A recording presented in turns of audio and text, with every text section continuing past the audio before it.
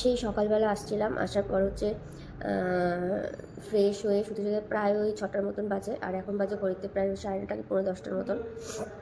এখন উঠলাম, উঠে ফ্রেশ ট্রেশ কমপ্লিট। চা খাইনি, চা খাবো, চা খেয়ে তারপর স্নান করে তারপর আবার বেরোবো। তো এখন বসে আছি, আর এত টায়ার্ড লাগছে, ঘুমটা ঠিকঠাক হয়নি, কারণ হচ্ছে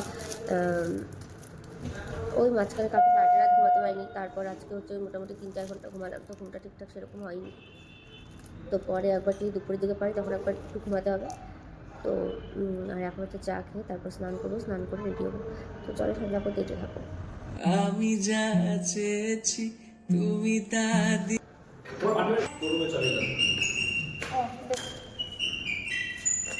কোন দিক দিয়ে বেরোবো? তালা দিছিস তো ভালো করে, একবার একবার তাও চেক কর।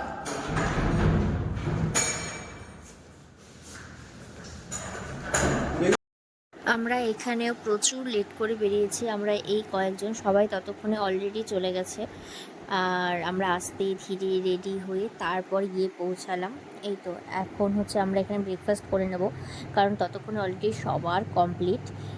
ব্রেকফাস্টে ছিল হচ্ছে লুচি আর তার সাথে আলুর এই সবজিটা, বাট বিশ্বাস করো খেতে দারুণ ছিল। আর চলো এই খাওয়া দাওয়া শেষ করে তোমাদেরকে একবার ভেন্যুটা দেখাই, যে রাত্রে প্রোগ্রামটা ঠিক কোথায় হবে। আমারই আকাশে তুমি যে ধ্রুব। আচ্ছা দেখো তো, খুব কি চেনা চেনা লাগছে নাকি?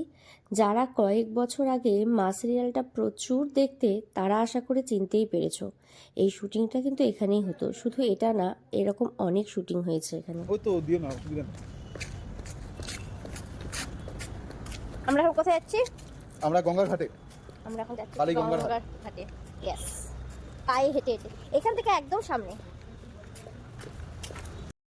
এইগুলো কিন্তু কাছ থেকে দেখার মজাটা কিন্তু বেশ আলাদা। আর এখানে দেখো, যেখানে প্রোগ্রামটা হয়েছিল ঠিক তার কিছুটা দূর এগিয়ে গেলেই গঙ্গার ঘাট, আর গঙ্গার ঘাটের ঠিক অপোজিটই ছিল দক্ষিণেশ্বর মন্দির, যেটা বেশ ভালো লাগছে। এই তো ওখান থেকে তারপর আমরা আবার সোজা চলে আসি এখানে লাঞ্চ করতে। লাঞ্চ করে এখন আমরা সোজা আবার রুমে চলে যাব।